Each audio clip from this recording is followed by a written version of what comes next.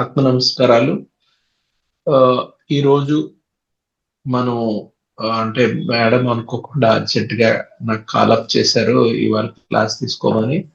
Any ఒక నేను యాక్చువల్‌గా మా మదరు పాస్ ఆన్ అయ్యారు. ఎక్స్‌పైర్ అయ్యారు. ఒక ఫిఫ్త్ రోజున. ఆ రోజు నేను అర్జెంట్‌గా హైదరాబాద్ నుంచి రావడం జరిగింది రాత్రి. రాత్రి కూర్చొని కంప్లీట్‌గా నేను ధ్యానం చేశాను. రాత్ర 10కి రీచ్ అయ్యాను ఇంటికి. అక్కడే ఆ ఐస్ బాక్స్‌లో ఉంటే పక్కనే నేను నా బ్యాగ్ అలాగే పెట్టేసి ఆమె తల దగ్గర ఆ కుర్చీ యేసుకొని ధ్యానం చేస్తూ నెక్స్ట్ మార్నింగ్ 7 వరకు కంటిన్యూస్‌గా కూర్చోవడం జరిగింది. నాన్ స్టాప్‌లో ధ్యానం చేశాను. ఆహ్, దాని ద్వారా అంటే నా ఎక్స్‌పీరియన్సెస్ ఇది మీకు చాలా రకాలుగా ఉపయోగపడుతుంది.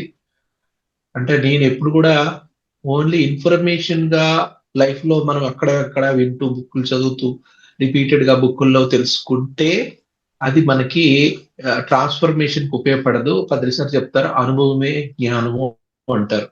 అంటే అనుభవపూర్వకంగా దాన్ని మనం రియలైజేషన్ అయినప్పుడు, దానిపై ఎక్స్‌పెరిమెంట్ చేసి ఏదన్నా మనం ట్రాన్స్‌ఫర్మేషన్ వైపు అడుగు పెట్టినప్పుడు మాత్రమే మనం ఒక మెట్టెక్కినట్టు. అంటే ఆ సబ్జెక్ట్‌లో సంబంధించిన వరకు మనం ఒక ముందడుగేసినట్టు అవుతుంది. స్పిరిచువాలిటీలో ఎన్ని విన్నా సరే, జీవితకాలం అంతా విన్నా సరే ఉపయోగం ఉండదు. అన్‌లెస్ అదర్‌వైస్ మనం దాన్ని ప్రాక్టికల్‌గా అంటే లక్షల కొద్దీ మనం ఎన్నో వింటూ ఉంటాం. గరికపాటి గారు చాలా చెప్తారు. అందరూ చాలా బాగా వింటారు. కానీ మీరు 100% చూడండి ఆయన విన్నోళ్ళందరూ గూడా ఎవరిలో ఏమి ఉండదు. రొటీన్ లైఫ్‌లోనే ఉంటారు. కాపోతే వాళ్ళు ఏం చెప్తూ ఉంటారు ఏంటంటే, మేము రోజుకి వింటామండి. వినడం వల్ల ఎటువంటి మార్పు జరగదు. దానికి మనకు ఆనందాన్ని కలిగిస్తది. ఏంటంటే, మనం విన్నాము, చాలా విషయాలు తెలుసుకున్నాము, మనకు అర్థమైపోయిందని అప్పటికప్పుడు టెంపరరీ ఫీలింగ్ ఉంటది తప్పితే, ఏదో మంచి సినిమా థియేటర్‌కెళ్తే థియేటర్‌లో ఉన్నప్పుడు అంత థ్రిల్లింగ్ ఉంటది. మళ్ళీ బయటకొచ్చినాక నెక్స్ట్ రోజు నుంచి రొటీన్ అయిపోతది. థియేటర్‌లో ఉన్నప్పుడు అప్పుడప్పుడు హీరోలో ఉన్న కొన్ని కొన్ని హీరోయిస్టిక్ క్యారెక్టర్‌లు మనలో కూడా మార్పు అలాగా అవ్వాలని ఏదో మార్పు చెందాలనే తాపత్రయం పడతాం. మళ్ళీ రెండో రోజు యథావిధిగా ఏమి మనలో మార్పుండదు. అంటే ఆ సినిమాలో ఏదైనా మెసేజ్ ఉంటే కూడా ఎథికల్ మెసేజ్ కూడా మనం పట్టించుకోం జీవితంలో. కాబట్టి వినడము, పదే పదే వినడం కాదు. దాని సాధనా మార్గంలో 1,00,000 పాయింట్‌లో ఒక పాయింట్ అన్నా మనం అప్పుడప్పుడు ఒక్క పాయింట్‌తో కూడా మన ట్రాన్స్‌ఫర్మేషన్ జరగొచ్చు. అందుకే ప్రతిదాని ఇంప్లిమెంటేషన్. పత్రి సార్ ఎప్పుడు అంటారు స్పిరిచ్యువల్ సైంటిస్ట్. ముఖ్యంగా పత్రి సార్ దగ్గర నేనెప్పుడు ఆ మాట వింటుండేవాడిని. నా విషయంలో ఆయన ఎప్పుడు అదే అంటారు స్పిరిచ్యువల్ సైంటిస్ట్. నిజానికి నా చిన్నప్పుడు సైంటిస్ట్ అవ్వాలనే ఉండేది. ఈ విధంగా స్పిరిచ్యువల్ సైంటిస్ట్‌గా అనేది నాకు ఒక ప్యాషన్ అయిపోయింది. అందువల్ల దాంతోటే ఎన్నో ప్రయోగాలు చేయడం, ప్రయోగాల ద్వారా ఎన్నెన్నో తెలుసుకోవడం. దాని నుంచి ఎంతో వరకు మార్పులు చెందడం, మన జీవితంలో ఎన్నో రకాల మెట్లెక్కడం, ఎన్నో మార్పులు చెందడం అనేది జరిగింది. ఈ రోజున ఇవేందో అందరూ నాకు గుర్తిస్తారు ఏంటంటే, బాబాజీ మీరు బాబాజీతో కనెక్ట్ అయ్యి ఉన్నారు. బాబాజీతో ఛానెల్ అవుతున్నారు. నేను నాకు అది I'm very proud for that. నేను నిజంగా బాబాజీకి ఛానెల్ అవుతాను. బాబాజీ ద్వారా నేను చాలా చేయగలిగాను, చేస్తూనే ఉంటాను ఎనర్జీ పరంగా. అయితే ఇప్పుడు బాబాజీకి నేను కనెక్ట్ అయినప్పుడు మీరందరూ కనెక్ట్ అవ్వచ్చు. మీరందరి జీవితాల్లో మీరు మార్పు చెందొచ్చు. వేరే వాళ్ళని కూడా ఇన్‌ఫ్లూయెన్స్ చేస్తూ వాళ్ళకి మార్గదర్శనం కావచ్చు. దానికి ఏంటంటే ముందు మనం ఆ స్థితి స్థాయికి రీచ్ అవ్వడానికి మన ప్రయత్నం చేస్తేనే రీచ్ అవుతాం తప్పితే, ఇప్పుడు మన హిమాలయాలకెళ్ళాలంటే ఇక్కడి నుంచి ఎళ్ళాలి తప్పితే ఆ హిమాలయం మన దగ్గర రాదు కదా! సో, అలాగే ఏది చేయాలన్నా మనం ప్రయత్నం పూర్తిగా చేయాలి. మనస్ఫూర్తిగా, హృదయపూర్వకంగా ఆ మార్గంలో వీలైనంత వరకు డిసిప్లిన్, డిటర్మినేషన్ తర్వాత డెడికేషన్‌తో చేస్తే తప్పకుండా మన ఎనర్జీ లెవెల్స్ పెంచుకోగలిగితే బాబాజీ కనెక్ట్ అవుతారు. పరమశివుడు కూడా కనెక్ట్ అవుతారు. ఎంతో యోగులను కూడా మనం అందుకోగలుగుతాం. ఎందుకంటే పత్రి సార్ జీవితాన్ని చాలా దగ్గరగా చూశాను. పత్రి సార్ విశ్వగురువు అవ్వడంలో ఆయన ప్రయాణం చేసినప్పుడు ఆయన విశ్వగురువు కాదు.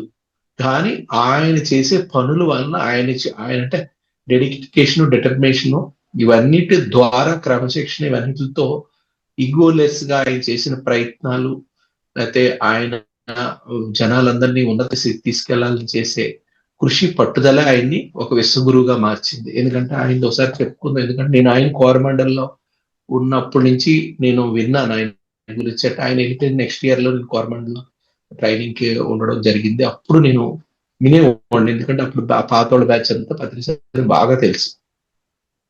అంటే ఓవరాల్‌గా నేను చెప్తుందేంటంటే ఆయన సాధారణమైన వ్యక్తే అప్పటికి అందరి దృష్టిలో. నిజంగా సాధారణ వ్యక్తే. కానీ ఆయన చేసిన పనుల వల్ల ఆయనలో ఆయనకి ఆయనగా ఆ, అడుగు అడుగు వేసుకుంటూ ఎదగడం వల్ల ఆయనలో ఉన్న ఆ, దక్షత, దీక్ష, పట్టుదల, ఇవన్నీ కలిపి ఆయన్ని ఒక మానవుడిని మహాత్ముడిగా తీర్చిదిద్ది ఆ తర్వాత మహాయోగిగా మార్పు చెందడానికి నేను అర్థం చేసుకొని నా జర్నీలో కూడా ఎన్నో రకాలుగా అప్డేట్ చేసుకోవడానికి నిరంతరం ప్రయత్నిస్తాను. ఆ విధంగా ఈ రోజున హిమాలయాలకు వెళ్ళడం కానీ, బాబాజీని అందుకోవడం కానీ, ఆయన గ్రేస్ ని ఈ రోజు ఆ ఆయన గ్రేస్ తోటే నా లైఫ్ ట్రాన్స్ఫర్మేషన్ కూడా జరగడం కానీ, ముందుకెళ్ళడం అన్ని కూడా మనము చెయ్యి అందిస్తేనే దేవుడు కూడా చెయ్యి పట్టుకొని ముందుకి అందుకొని పైకి లాగలుగుతాం. మనం చెయ్యి ముడుచుకొని పెట్టుకుంటే కుదరదు. అయితే ఇప్పుడు ఈ కాంటెస్ట్ లో ఏం చెప్తున్నా, ఎందుకు ఇదంతా చెప్తున్నా అంటే, ఇవాళ టాపిక్ ఏంటంటే జీవాత్మ యొక్క డివైన్ మ్యాట్రిక్స్, అంటే దివ్య ప్రణాళిక ఏంటి. మనం అంతా కూడా పూర్ణాత్మలం కాదు. ఫస్ట్ తెలుసుకోవాలి, మనం we are not souls, we are spirits. అంటే ఈ భాష నాకు అనుగుణంగా నేను చెప్తూ ఉంటాను, దీన్ని మీరు మ్యాండేటరీగా తీసుకోవద్దు. అంటే మీకు ఇప్పుడు ఇవాళ టాపిక్ గురించి నేను ఏమంటానంటే పూర్ణాత్మ సోల్ అంటాను, అంశాత్మని స్పిరిట్ అంటాను. ఎందుకంటే ఈవిల్ సోల్ ఉండదు, ఈవిల్ స్పిరిట్ ఉంటుంది. కాబట్టి మనం అంతా స్పిరిట్స్. అంటే ఈవిల్ సోల్ కి దేంతో భగవద్గీతలో చెప్పినట్టు ఎటువంటి కర్మలకు కానీ, ఎటువంటి దుఃఖాలతోటి, లేకపోతే ఎటువంటి ఫిజికల్ రియాలిటీ తోటి దానికి సంబంధం లేదు. It's a divine entity. అంటే ఆ పరమశివుడి యొక్క అస్తిత్వంలో భాగంగా ఉండే పూర్ణాత్మ, ఒక క్లస్టర్ లో మన పూర్ణాత్మ కూడా ఉంటుంది. అయితే ఆ పూర్ణాత్మే మన అంశాత్మని క్రియేట్ చేసుకుంటది, అంశాత్మ ప్రేరణ కల్పిస్తుంది, అంశాత్మకి నిరంతరం కాపాడుతూ అంశాత్మ మరొక పూర్ణాత్మగా వృద్ధి చెందడానికి అనేక రకాలుగా ముందుకు నడిపించుకుంటూ పోతుంది. పూర్ణాత్మ అంటే పరమశివుల్లో ఉన్నటువంటి ఒకనొక తత్వమైన పరబ్రహ్మగా ఉంటుంది విజ్డమ్. ఆ విజ్డమ్ పార్ట్ ఏదైతే ఉందో దాన్ని బ్రహ్మతత్వం అంటాం. అంటే అదేంటి, ఏ విజ్డము, ఆత్మతో కలిగిన, ఆత్మకు సంబంధించిన హైయెస్ట్ విజ్డమే పరబ్రహ్మగా చెప్పుకోవచ్చు. అందుకే బ్రహ్మకి ఎటువంటి రూపం ఉండదంటారు. ఆ పరబ్రహ్మ అస్తిత్వంలోని ప్రస్తుతం మనం జర్నీ చేస్తున్నాం. అంటే పరబ్రహ్మ అస్తిత్వంలో ఒక పరమాణువుగా ఉన్నాం. మన ప్రతి సోలు ఎదుగుతూ ఒకసారికి బ్రహ్మ కింద, తర్వాత పరబ్రహ్మగా మారినప్పుడు మనం కూడా పూర్ణాత్మ స్థితిని పొందుతాం. అదే శివుడిలో ఆ పూర్ణాత్మ అస్తిత్వాన్ని మనం కూడా పొందగలుగుతాం. దానికి కొన్ని వేల కోట్ల సంవత్సరాలు కూడా పడుతుంది మన హ్యూమన్ టైం లైన్ ప్రకారం. ఎందుకంటే భూమి మీద భౌతిక ప్రపంచం ఈ థర్డ్ డైమెన్షన్ లో మనకి 26,000 సంవత్సరాలు సుమారుగా, అంటే క్వాంటమ్ లీప్ సుమారుగా 26,000 సంవత్సరాలు, అంటే అటు ఇటుగా 250 నుంచి 300 జన్మలు మనం ఎత్తితే గాని అంటే ఈ భౌతిక పరిధులు దాటి నెక్స్ట్ డైమెన్షన్ హైయర్ దీనికి మనకి చేరలేదు. అంటే మానవుడిగా ముక్తిని పొందడానికి ఒక మినిమం 150 జన్మలు అనుకోండి. అలా తర్వాత ఆ పైకి వెళ్ళినాక నెక్స్ట్ డైమెన్షన్కి వెళ్తే ఫోర్త్ డైమెన్షన్ లో అక్కడ దీనికంటే ఎన్నో రెట్లు ఉంటుంది.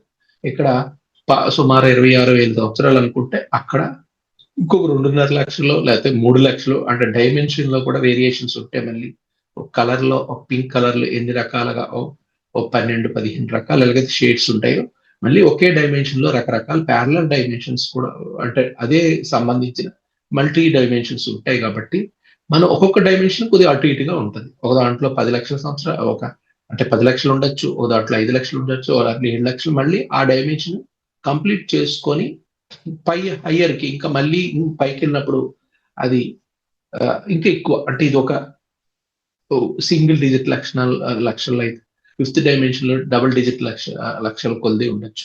ఒక 25 లక్షలు లేకపోతే 10 లక్షలు. మళ్ళీ అంటే మన కెపాసిటీ బట్టి ఆ డైమెన్షన్ లో ఆల్టర్నేటివ్ ఏదైతే మనకి సూటబుల్ ఎనర్జీ సీక్వెన్స్ ఉంటుందో ఆ సీక్వెన్స్ లో మళ్ళీ జర్నీ చేస్తూనే ఉంటాం. అందుకే దేవతలు లక్షల సంవత్సరాలు ఎందుకు ఉంటాయంటే, అవి దేవతలు అన్ని కూడా అబౌవ్ ద 5 డైమెన్షన్స్ ఉంటాయి.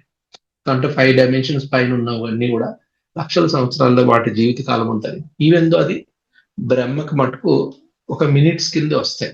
ఎందుకంటే బ్రహ్మ యొక్క ఒక ఒక రోజే దగ్గర దగ్గర కొన్ని బిలియన్స్ ఆఫ్ ఇయర్స్ అనేది కౌంట్ అవుతుంది. అది మరొక క్లాస్ లో బ్రహ్మ గురించి చెప్పుకుందాం. అయితే ఇక్కడ మన ఈ సోల్ జర్నీ ఇవన్నీ ఎందుకు చెప్తున్నానంటే, మన జర్నీ చాలా పెద్దది.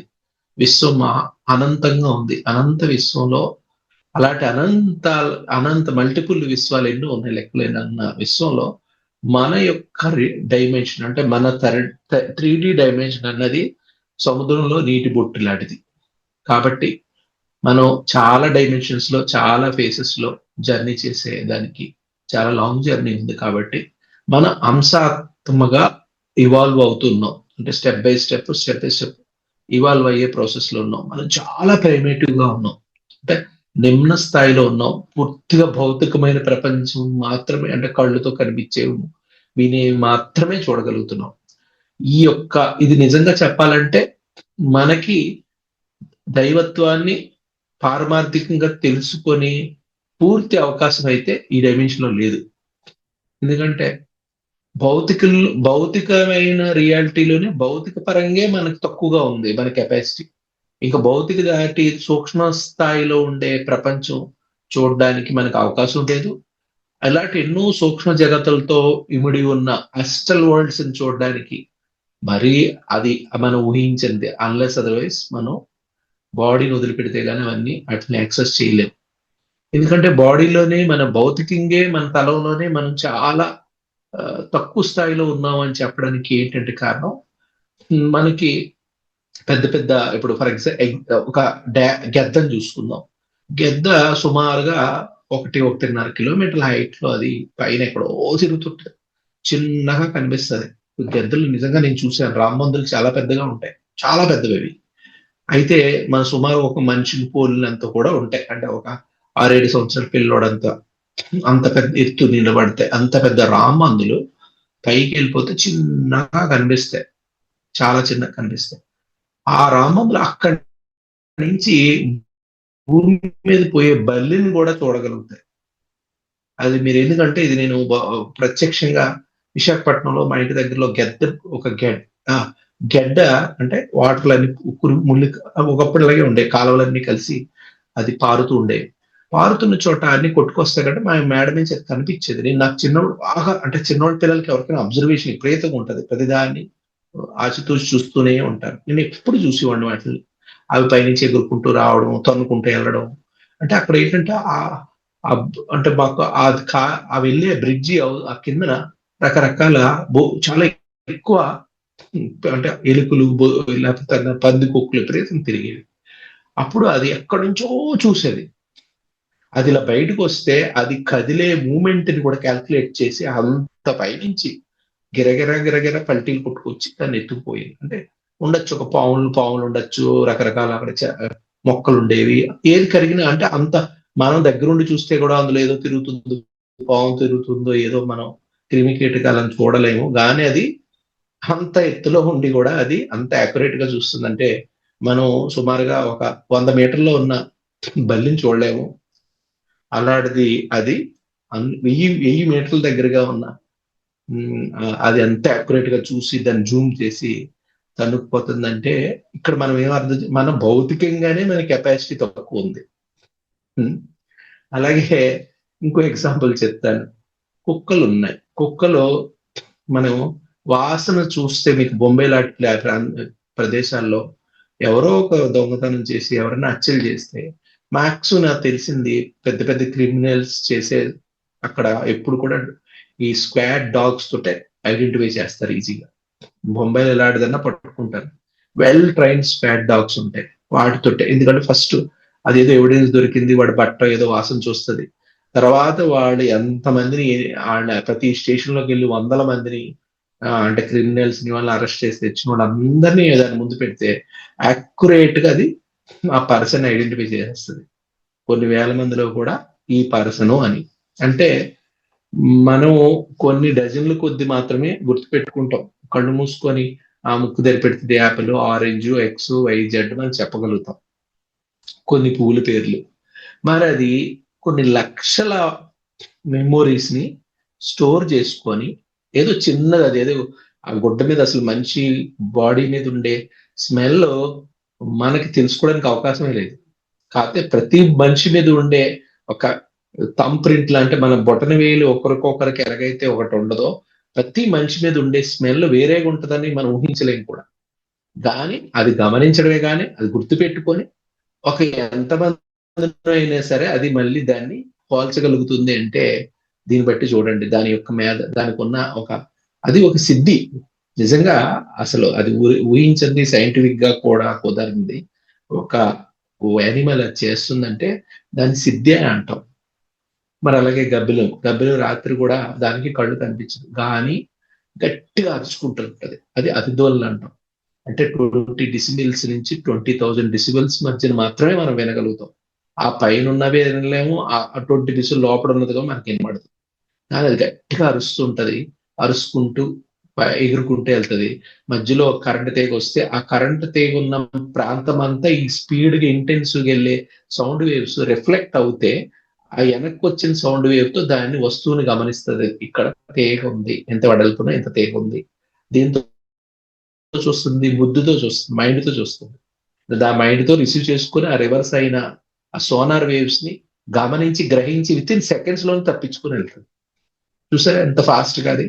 దీన్నే మనం ఇది ఇది ఎప్పటి నుంచో కొన్ని కోట్ల సంవత్సరాల నుంచి గబ్బిలం కొన్న పవర్.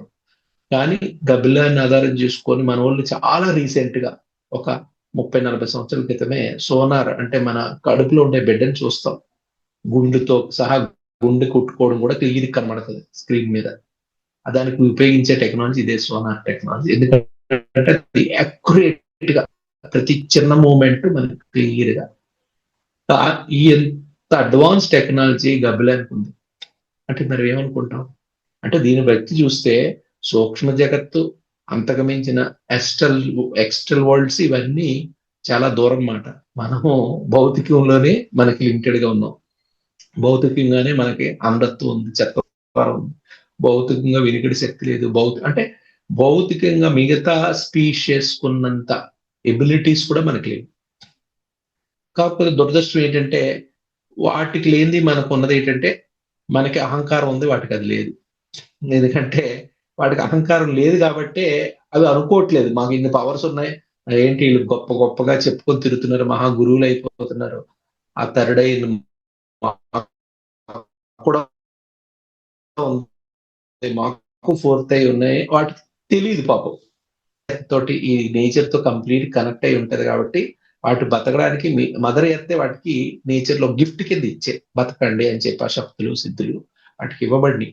పాపం అవి రొటీన్ లైఫ్ లో వాడుకుంటున్నాయి తప్పితే వాటికి తెలియదు మనకి ఎంత శక్తులు మానవులకి లేనన్ని సిద్ధులు శక్తులు మన దగ్గరే ఉన్నాయని వాటికి తెలియకపోవడం వల్ల వాటికి అటువంటి అంటే సెల్ఫ్ రికగ్నిషన్ ఈగో లేకపోవడం వల్ల అవి మామూలుగా బతికేస్తాం. మనకి ఏదన్నా ఒక విద్య ఒకటి వస్తే చాలు మన సిద్ధస్తులు అని చెప్పి ప్రత్యేకతని కోరుకుంటాం. మనల్ని ప్రాపగేట్ చేసుకుంటాము, యోగులుగా మనం టైటిల్ పెట్టుకుంటాం. అంటే నేను ఇవన్నీ ఎందుకు చెప్తున్నానంటే మనము జీవాత్మగా ఉన్నాము అంటే జీవుడిగా మన ఆత్మ చాలా తక్కువ స్థాయిలో ఉంది. ఆ తక్కువ స్థాయిలో ఉన్న ఆత్మ జీవుడు ఆత్మ కూడా తనకు తనగా ముందుకు వెళ్ళే శక్తి లేదు దానికి. ఇప్పుడు బాబాజీ ఉన్నారు, బాబాజీకి ఏమి జీవుడితో పని లేదు, ఆయనే అష్టలుగా ఉంటున్నారు, ఎక్కడ ఎలాగన్నా మేనిఫెస్ట్ అవుతారు. అది అసలు సిసలైన అంటే ఒక పరిపూర్ణ మానవత్వం ద్వారా సాధించగలిగిన ఒక అస్తిత్వం. అంటే ఆయనకి ఆత్మగా ఉన్నారు కానీ జీవుడితో పని లేదు. మనందరం ఎంత తక్కువలో ఉన్నామంటే మనకి జీవుడు దొరికితే గాని మన ఆత్మకి ప్రయాణానికి అవకాశం లేదు. ఇప్పుడు మనకి ఏమైందంటే జీవుడే ఆధారం, అంటే అంటే బాడీ ఆధారం లేకుండా మన ఆత్మలో ఒక్కడుగు కూడా ముందు లేని పరిస్థితిలో ఉన్నాం. అందుకే అంటే మన ఆత్మపరంగా చాలా నిమ్న స్థాయిలో ఉన్నాం. ఒక బాడీ దొరికితే కూడా మనం అడుగు వేయలేని పరిస్థితి. బాడీ దొరికితే గానీ మనం అంటే ఒక బాడీని వదలడం అంటేనే భయపడిపోతున్నాం. ఎందుకంటే మనకి ఏమనుకుంటున్నాం, చావు చచ్చిపోతే అమ్మో చావు అంటేనే మనకి ఎందుకు భయపడుతున్నాం అంటే మన ఆత్మ యొక్క శక్తి లేదు, పరిపూర్ణత లేదు. ఆత్మ యొక్క మనకి ఆత్మగా అస్తిత్వాన్ని పూర్తిగా అంటే స్వయం ప్రతిపత్తిని కలిగి లేవు. ఈ రకం అంటే జీవాత్మలో కూడా నిమ్నంగా ఉన్నాం. స్వయం ప్రతిపత్తి లేదు. మళ్ళీ బాడీ దొరికే వరకు మనం లబ్బో దిబ్బో అంటూ ఆ చుట్టూ ఈ సూక్ష్మ జగత్తులో ఊరికే అంపర్లాడుతూ ఉండడమే. స్పిరిట్ వరల్డ్ అని ఆ చెట్టో, ఆ పుట్టో పట్టుకొని ఆ బిల్డింగ్ లోనో, ఈ బిల్డింగ్ లో వదిలేసిన ఆస్తుల చుట్టూ తిరుక్కుంటూ, ఏడుచుకుంటూ, లేకపోతే ఇబ్బంది పడుతూ, బాధపడుతూ, సఫర్ అవుతూ, మళ్ళీ ఎప్పుడు దొరుకుతుందిరా బాబు మాకు నా నెంబర్ ఎప్పుడు వస్తుంది, మళ్ళీ నేను ఎప్పుడు ఒక భౌతికంగా నేను ఎప్పుడు భూమి మీదకి వస్తానని ఎదురు చూడడం తప్పితే వేరే దారి లేదు.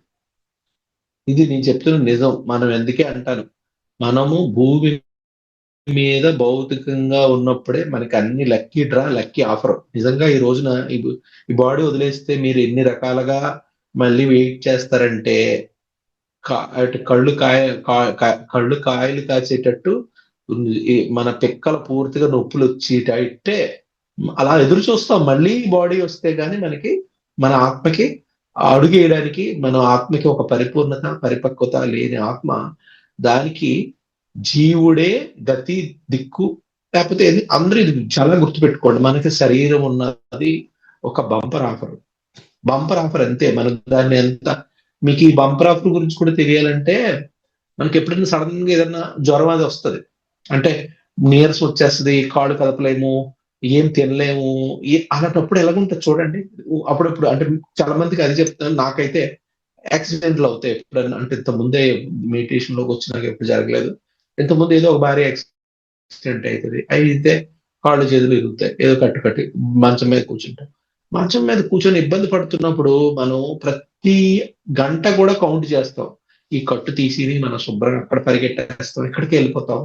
మనం ఏదో అక్కడికి వెళ్ళాలి, ఇక్కడికి వెళ్ళాలి, ఏదైనా తినాలనిపిస్తే అక్కడికి వెళ్ళాలి, ఎవరిని కలాలా అంటే ఇవన్నీ బంద్ అయిపోతాయి. ఎక్కడ కదలడానికి లేదు. అంటే మళ్ళీ మన జ్వరం వచ్చినా సరే, ఏదన్నా సీరియస్ గా మనకి ఏదైనా బాడీలో ప్రాబ్లం వచ్చినప్పుడు మనం ప్రతిరోజు చూస్తాం. నేను రేపు పొద్దున ఈ మందులు వాడుతున్నాను, ఈ వారం రెడీ అయిపోతే ఇంకా అక్కడికి వెళ్ళిపోవాలి, ఇక్కడికి అంటే ఒక ఇది అప్పుడు మనకు అర్థం అవుతుంది బాడీ ఎంత ఇంపార్టెంట్.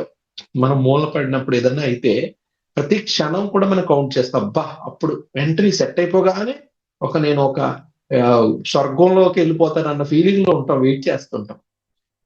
అప్పుడు తెలుస్తుంది మళ్ళీ మన ఇంపార్టెన్స్ ఏంటని. మాస్టర్ ఇది చాలా గుర్తుపెట్టుకోండి. మనం ఎవ్రీ రోజు మనం చూడండి ఎంత ఫ్రీగా ఉంటున్నాం, ఏం తింటున్నాం, తిరుగుతున్నాం, అన్ని చేస్తాం. ఇది ప్రతి గంటను కూడా కౌంట్ చేసుకోవాల్సిన శుభదినం. ఎందుకంటే ఈ బాధ మీకు ఎప్పుడు అర్థమవుతుందంటే, ఏ రోజు అందరం మన బాడీ ఒకరి తరపు వదిలిపెట్టాల్సి ఉంటుంది. ఆ వదిలిపెట్టిన తర్వాత మన పరిస్థితి ఎలాగుంటదంటే, దగ్గ 50 డిగ్రీల టెంపరేచర్ ఉన్న మండు టెండలో నిలబెట్టి, అది కూడా ఎడారిలో నిలబెట్టి, నీళ్లు చెమటలు కారిపోతూ వేరే దారి లేక ఇంకా అలాగే నిలబడే ఉండాలి. ఎటేపు చూసినా సరే వెళ్ళే ఓపిక కూడా లేదు. ఆ వేడి తట్టుకోలేము. పిక్కలు నొప్పెడుతున్నాయి. కూర్చోడానికి అవకాశం లేదు. కిందనంతా వేడిగా ఉంది. వేడి ఇసుక. నిలబడలేము, కూర్చోలేము. తర్వాత మన కళ్ళు కాయలు కాస్తున్నాయి, కళ్ళు మండుతున్నాయి, చేతులు పీకుతున్నాయి, చెమట కారిపోతుంది.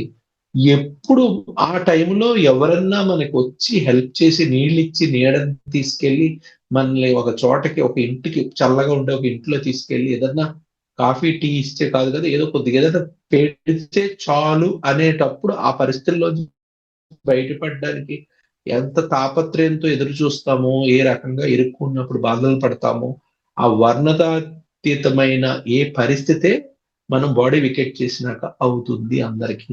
You should wait again to come in to the body. అలాంటి బాడీని దయచేసి ఎట్టి పరిస్థితుల్లో అబ్యూస్ చేసుకోకండి.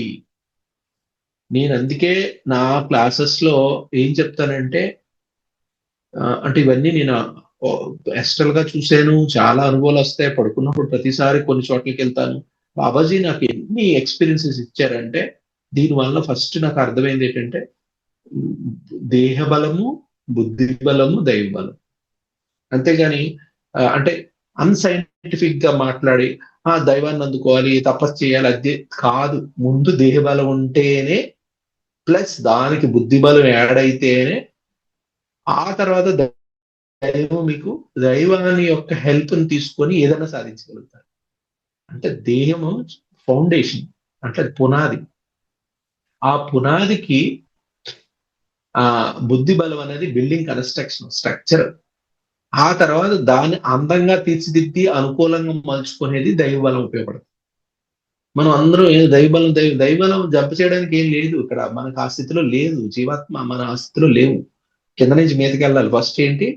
దేహబలము, దానికి ఆ దేహ బలంతో పాటు పరమ గురువులైన ఎంతో మంది సప్త ఋషులు కానీ ఆర్డర్లో ఉన్న బాబాజీ లాంటి వాళ్ళందరి చేత ముందు మనం ఒక జ్ఞానపరమైన అత్యున్నతమైన జ్ఞానం కలిగిన బుద్ధిని సంపాదించుకుంటేనే దైవాన్ని అందుకోవడానికి ఒక మార్గం అనేది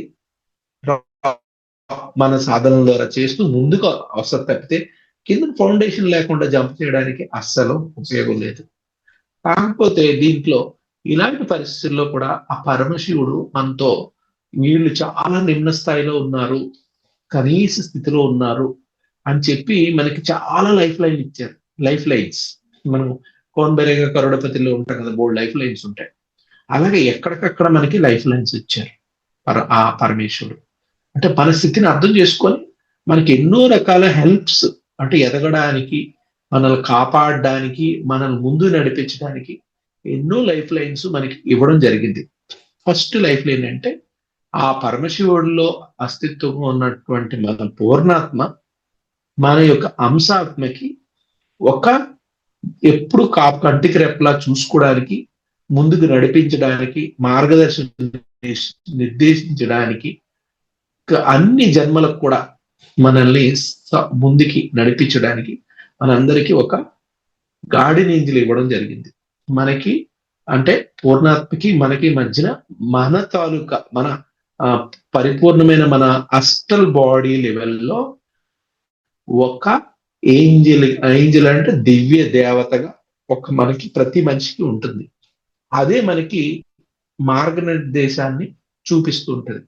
మనం రక్షించడమే కాకుండా మన దారిని చూపించడమే కాకుండా మనం ఏదైనా హయ్యర్ లెవెల్ మార్షల్ అందుకోవడానికి కూడా మనకి దారిని కల్పించేది మన గార్డెన్ ఏంజల్.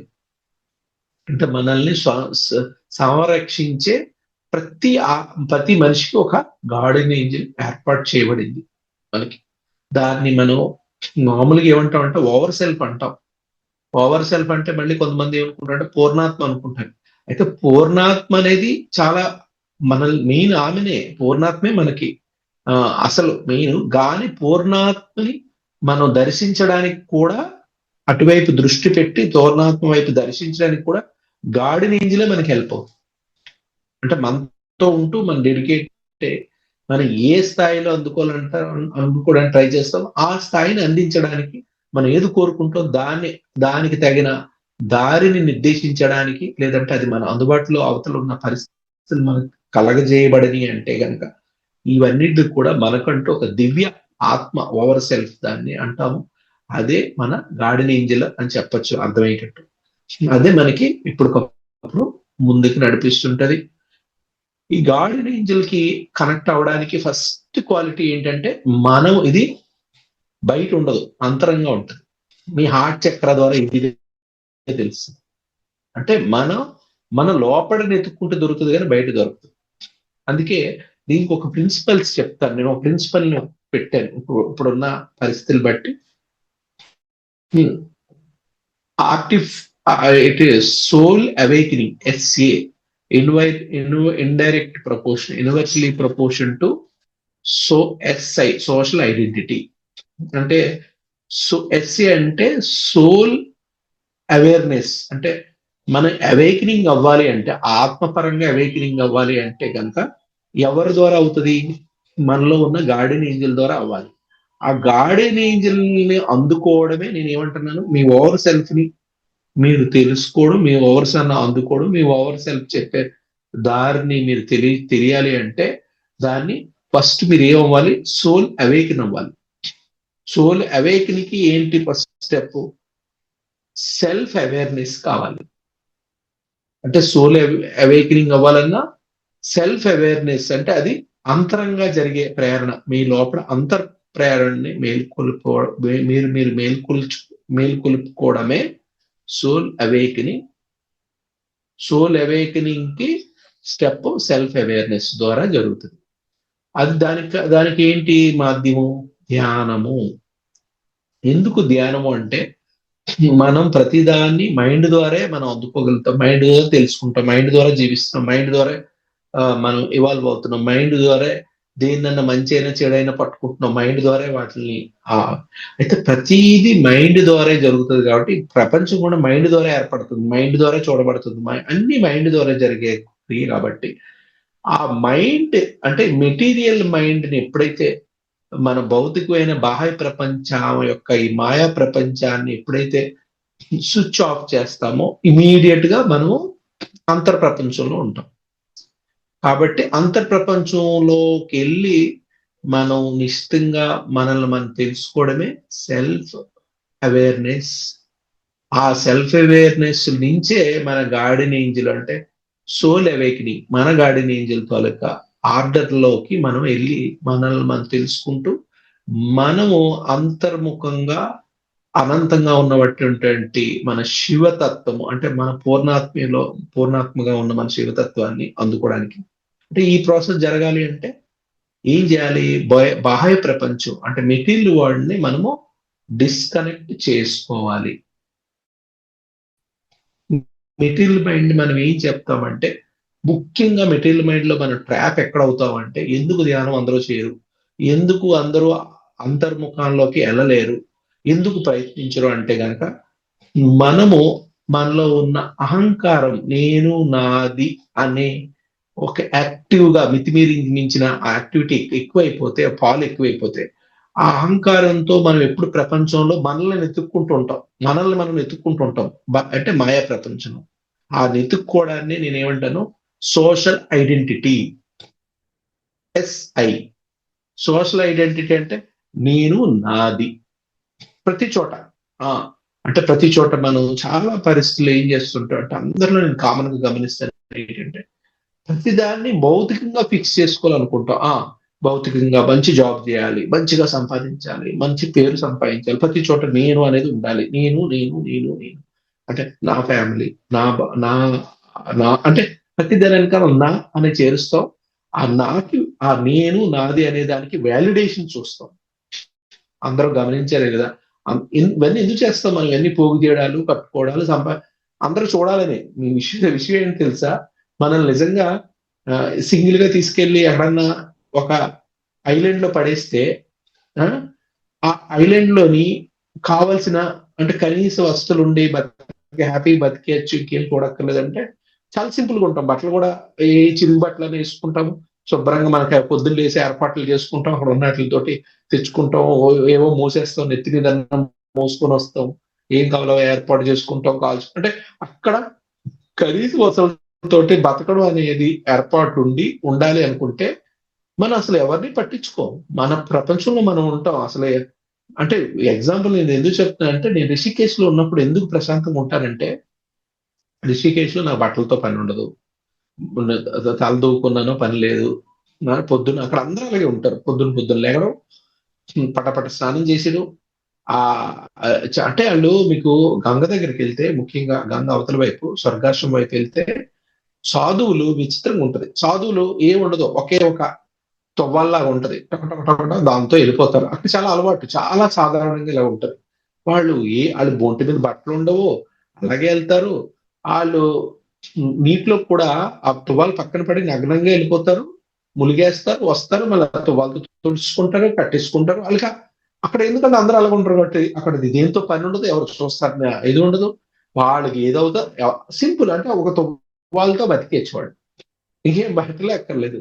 అండ్ వెంటనే ఏం చేస్తాడు, ఆయన దగ్గర అందరూ ఆ పక్కన ఎక్కడ పడితే గుళ్ళు ఉంటాయి, వెళ్ళి ప్రతి శివలింగాలు ఉంటాయి, అక్కడికి వెళ్తారు, టక్కుమని ఇలాగ విభూది రాసేసుకుంటారు, ఒక విభూది నెత్తికి రాసేసుకుంటారు, ఒళ్ళందరూ రాసుకుంటారు, ఫినిష్. ఆ పక్కన దేవుడి దగ్గర వీళ్ళు అక్కడ పెట్టి వచ్చిన రుద్రాక్షలు నోట్లో వేసుకుంటారు, చక్కగా వెళ్ళి ఒకే ఒక దగ్గర అందరి దగ్గర ఒక టిఫిన్ బాక్స్ లాగా ఉంటది, అంటే మీకు తెలుసు పొడుగ్గా ఉండే దానికి అది పట్టుకొని ఏ ఆశ్రమంలోకి వెళ్ళినా ఫుడ్ దొరుకుతుంది, తినేస్తారు, అందులో పెట్టుకుంటారు. అలాగా ఎక్కడికంటే వెళ్ళిపోతారు, ఎక్కడ గంగ ఒడ్డున ఎక్కడ షెల్టర్లు ఉంటాయి అక్కడ కూర్చుంటారు, తినాలని ఆకలిస్తే తింటారు, మిగతా టైం పాస్ చేస్తారు, చదువుకున్న వాళ్ళు ఏదైనా బుక్ ఉంటే చదువుకుంటారు, జపం చేసుకుంటారు, ఏం కాదు అంటే అలా తీరుబడి చూస్తారు, అంతే, ఇంతకు మించి ఏం లేదు లైఫ్. అంటే ఇది మీకు ఎందుకు చెప్తున్నానంటే సోషల్ ఐడెంటిటీ లేనోడు ఇలాగే ఉంటాడు. ఏం కావాలి ఇంకా? వాళ్ళకి డబ్బులతో అవసరం లేదు, బట్టతో అవసరం లేదు, తెచ్చి కొనుక్కొని రేషన్, బిల్స్, తర్వాత ప్లానింగ్, ఏది లేదు. ప్లానింగ్ లేదు, ఇంకేం ప్లానింగ్ ఉంటది టైం అక్కడ. నీకు అసలు ఏం అవసరం లేదనుకున్నప్పుడు ప్లానింగే లేదు. తిండి అయితే ప్రతి ఆశ్రమంలో సాధువుకి తిండి పెడతారు. ఆ సాధువుకి ఏం తక్కువ లేదు. అక్కడ ఫ్రీ హాస్పిటల్ ట్రీట్మెంట్ ఉంటుంది సాధువులకి వెళ్తే. శివానంద హాస్పిటల్స్ ఉన్నాయి. ఇంకా దేనికి మీ అసలు మైండ్ ఖాళీగా ఉంటుంది. ఎందుకంటే నాకు అలాగే ఉంటుంది. నేను వాళ్ళందరూ అలాగే ఉంటారు కాబట్టి వాళ్ళ మధ్య నాకు అలాగే ఉంటుంది. నేను ఎందుకు ఆ మాట మాటకి రిషికేశ్ వెళ్ళిపోతాను, రిషికేశ్ ఎందుకు కలవరిస్తానంటే అక్కడికి వెళ్ళిపోతే అబ్బా, ఈ ఈ భూమిని అంతా బరువుని అంతా వదిలించుకున్నాం, కర్మలన్నీ వదిలించుకున్నట్టే ఫీల్ అవుతాయి. ఇంకా కర్మలు లేవు, నాకు అయిపోయింది, ఫ్రీగా ఉన్నాం. ఎందుకంటే నెక్స్ట్ రోజు గురించి ఆలోచించు, ఎంత బాగా నిద్ర పడుతుందో. ఎందుకంటే అసలు ఏమీ తెలియదు. ఎక్కడ పడుకుంటే అక్కడ ఆపి నిద్ర పడుతుంది. ఇప్పుడు అంటే లిటరల్ గా ఈయన ఎలా చెప్తున్నారంటే అక్కడికి వెళ్ళిన నేను కూడా అలాంటి సందర్భాలు ఫీల్ అవుతాను. ఏంటంటే ఒకప్పుడు చిన్నప్పుడు మనం ఎలాగున్నా అలాగే ఉంటాం. చిన్నప్పుడు ఎలాగున్నాం, ఒక 6, 7, 8 సంవత్సరాలు ఏం తెలియదు, బాధ్యత తెలియదు, ఆడుకుంటాం, ఒక నిద్ర వస్తే ఆడ పడుకుంటాం, ఎక్కడన్నా ఒక తోటకి వెళ్తే నచ్చితే అక్కడ కింద పడుకుంటూ ఉండిపోతాం.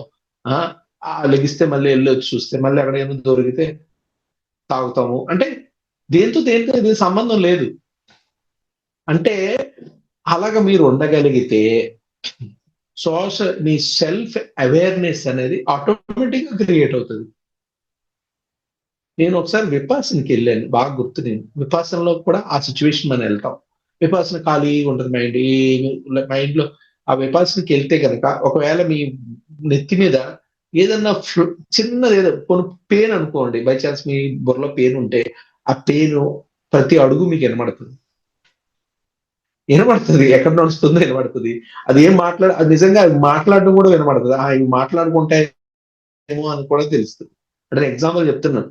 ప్రతిదీ అంతా ఎంటీగా ఉంటది. ఎంటీగా ఉండి నేను అప్పుడు పూనాలో చేశాను. వాళ్ళు మధ్య మధ్యలో బ్రేక్ ఇస్తారు. ఆ పార్క్ లో కూర్చొని నడిచినప్పుడు మొట్టమొదటిసారి నాకు చాలా విచిత్రంగా, అంటే ఇంత పెద్ద ప్రపంచం ఉంటుందా, మనం బయట ప్రపంచం మనుషుల్ని చూస్తున్నాం తప్పితే, నేను ఆ గడ్డిలోని చిన్న చిన్న పురుగులు అవేవో కొద్ది రంగుల రంగులతో ఉన్నవి అవి తిరుగుతున్నాయి, అవి దగ్గరికి వచ్చి మాట్లాడుకుంటున్నాయి.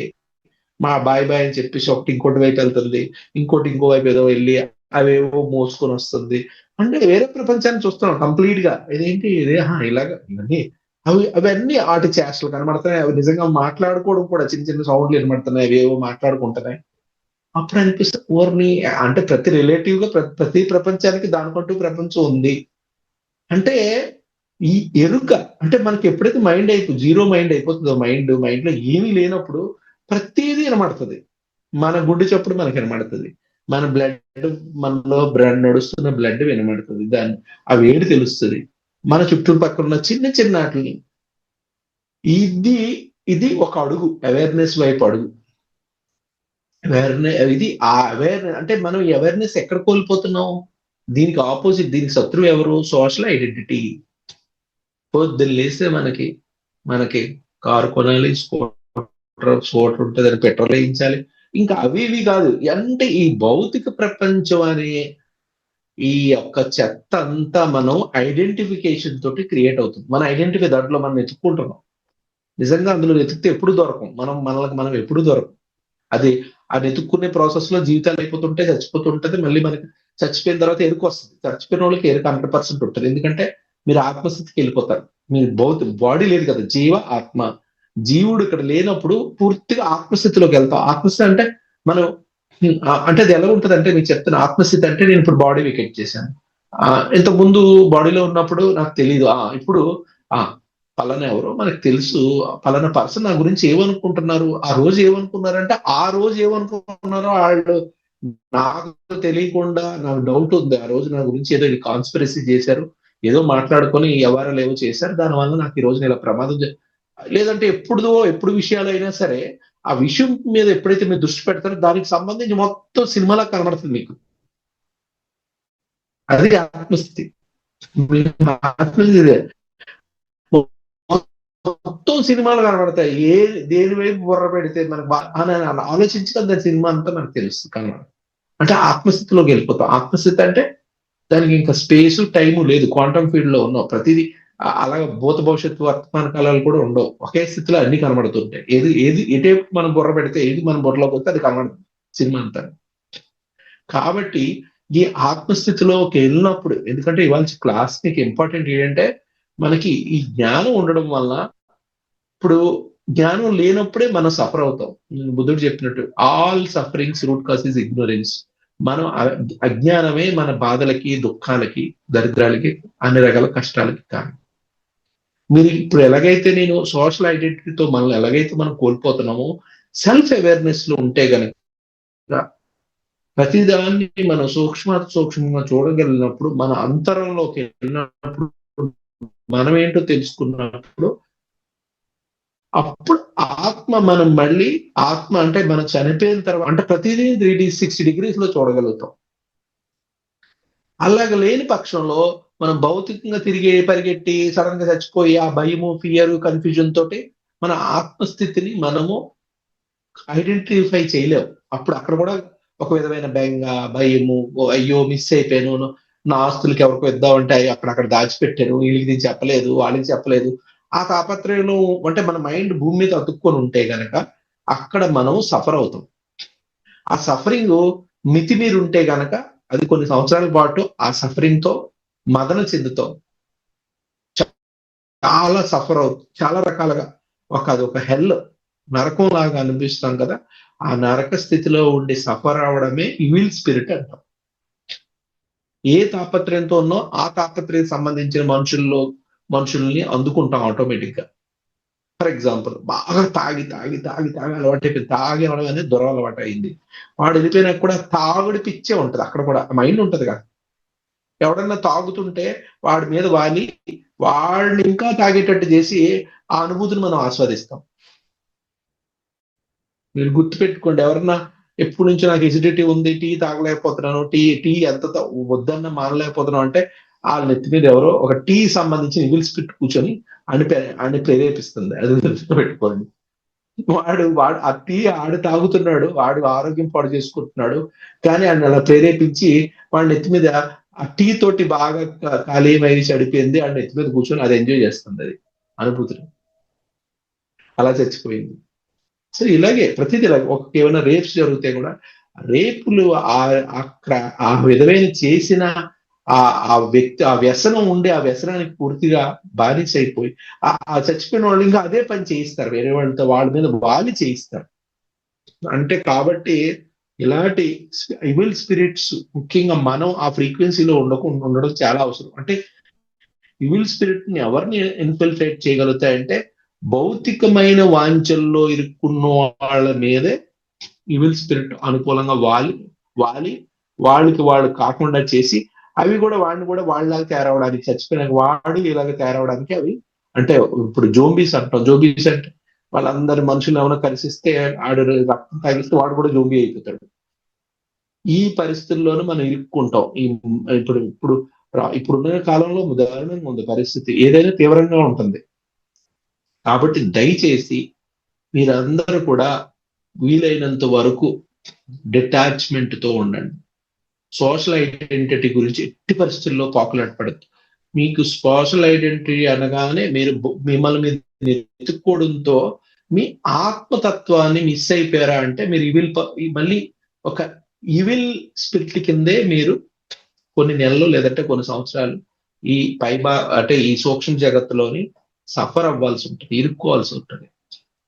ఆ ఇరుక్కునే సఫరింగే నేను మీకు ఏం చెప్పాను, ఎడారిలో నిలబడి చెమటలు కార్చుకుంటూ వేడి తట్టుకోలేక ఒక్క నీరు దొరక్క నాకు ఎప్పుడు టైం వస్తుంది మళ్ళీ బాడీలోకి, నాకు ఛాన్స్ ఎప్పుడు వస్తే ఎదురు చూస్తారు. మీరు సోల్ అవేర్నెస్ తో ఉన్నారనుకో, మీ హైయర్ సెల్ఫ్ కనెక్ట్ అయి ఉన్నారనుకో, వాళ్ళు డెత్ అయితే గనక వాళ్ళు ఆత్మశక్తిని పొందుతారు. అంటే వాళ్ళు మొత్తం సినిమాలన్నీ చూసుకుంటారు. అప్పుడు కొత్త స్ట్రాటజీ వేస్తారు. ఈసారి ఇలా కాదు, నేను ఈ జన్మ తీసుకోకూడదు, ఈసారి నేను ఈ ఆర్డర్ నాకు అంతగా నచ్చలేదు, ఈ ఆర్డర్ లో మనకు కొద్దిగా వెసులుబాటు లేదు, ఈసారి నేను అంబానీ కింద లైఫ్ తీసుకుందాము, లేదు అంటే ఇంకోటి. మీకు నచ్చింది ఛాన్స్ తీసుకునే ప్రివిలేజెస్ ఓన్లీ ఆత్మస్థితిలో ఉన్న వాళ్ళకే అది వీలు పడుతుంది. స్వయంగా వాళ్ళు అంటే ఎలాగైతే ముక్తిని పొందిన యోగులు ఎలాగైతే ఒక ప్లాన్ తో వస్తారో ఆ విధంగా మీరు కూడా రావడానికి 100% అవకాశం ఉంటది మీరు ఆత్మస్థితిలో ఉన్నప్పుడు. అలా కాని వాళ్ళు మీరు గుర్తుపెట్టుకోండి, ఎడారిలో దప్పికతో చెమటలు కక్కుతూ కింద కాళ్ళు కాలుతూ ఉంటాయి, పిక్కలు నొప్పి పెడుతుంటాయి, ఈ కిందన కూర్చోలేము, నిలబడలేము, దారి లేదు, ఏమీ కనిపించదు. మళ్ళీ నాకు బాడీ ఎప్పుడు దొరుకుతుందిరా బాబు అని చూస్తాం. అలాగా కాంట్రబెట్ సిచ్యువేషన్ లో మళ్ళీ ఎదురు చూస్తూ బాధలతో తిప్పలతో బాడీలోకి వచ్చాడు అంటే గనక వాడు మళ్ళీ అన్ని కర్మలకి వాడు బాండే అయిపోతాడు. బాండ్ అంటే వాడికి దరిద్రంగా ఉంటది. వీలైతే ముందు జన్మ కన్నా దరిద్రంగా ఉండొచ్చు. ఎందుకంటే ఆడి సఫరింగ్ తో వచ్చినప్పుడు ఆ సఫరింగ్ కి సంబంధించిన రియాలిటీ ఆడికి ఫిజికల్ లైఫ్ లో మేనిఫెస్ట్ అవుతుంది. ఎందుకంటే దానికి సంబంధించిన ఆడికున్న ఎన్నో జన్మల కర్మలన్నీ పనిగట్టుకొని ఆ జన్మలోనే ఆడ ఎగేసుకొని మరీ వస్తాడు. దివ్య ఆత్మతో వచ్చినోడు వాడి కర్మలతో ఉంటది, కానీ కర్మల్ని వాడు చాయిస్ చేసుకుని వస్తాడు. అంటే నాకు ఇంత మాత్రమే ఈ జన్మకు అనుభవిస్తాను కాబట్టి నా పాత కర్మలు ఎలాగా క్లియర్ చేసుకోవాలి కాబట్టి ఆ కర్మలను కూడా వాడు డిజైన్ చేసుకుంటాడు. అంటే వాడికి నచ్చిన లైఫ్ కి అవి ఎక్కడ ఎంతవరకు సెటిల్ చేసుకోవాలి, ఎంతవరకు పాత డెప్ట్ క్లియర్ చేసుకోవాలి, కర్మల డెప్ట్ అనేది తనకు నచ్చిన విధంగా వాటిని మేనిఫెస్ట్ చేసుకుని వస్తాడు. చూసారా ఎంత డిఫరెన్స్ ఉంది. అయితే ఇక్కడ కూడా మనకి లైఫ్ లైన్ ఏంటంటే ప్రతి ఆత్మ బాడీ నుంచి డిపార్ట్ అయినప్పుడు ఆ వీడుకోలు ఎంత అద్భుతంగా జరిగితే అంత అంత అన్ని రకాలుగా ఆ డిపార్ట్ అయినోళ్ళకి ఆ వీడుకోలు ఇచ్చినోళ్ళకి అంటే వీడుకోలు పొందినోళ్ళకి ఇచ్చినోళ్ళకి మేలు జరిగే ఒక సిస్టమ్ అనేది మన సనాతన ధర్మంలో ఈ ఆర్య సంస్కృతిలో ఋషి సంస్కృతిలో ఒక అద్భుతమైన సిస్టాన్ని వాళ్ళు డిజైన్ చేశారు. ఇప్పుడు మనకి ఏం చెప్పాను ఇప్పటి వరకు 2 ప్రాసెస్లు ఉన్నాయి. సోషల్ ఐడెంటిటీలో ఇరుక్కుని ఉంటే వాడి పరిస్థితి అగమ్య గోచరం, లేదంటే స్పిరిచువల్ అవేర్నెస్ లో ఉంటే వాడు పరిపూర్ణంగా వాడిని డిజైన్ చేసుకొని వాడు నచ్చిన విధంగా లైఫ్ తీసుకొని అన్నిటిని అధిగమించి కర్మలను అధిగమించే విధంగా తనకు నచ్చిన విధంగా ఓ మేనిఫెస్ట్ చేసుకొని వస్తాడు. అయితే ఈ రెండిట్ల మధ్యన ఒక థర్డ్ ఫేజ్ ని మన ఈ ఋషులు మన వాళ్ళకి ఉన్న తంత్ర జ్ఞానం విజ్ఞానం ద్వారా మనకు ఒక సందర్భంలో ప్రత్యేకమైన ఏర్పాటు చేశారు. ఎందుకంటే మన సెల్ఫ్ అవేర్నెస్ అందరికీ ఉండదు, కోల్పోతారు.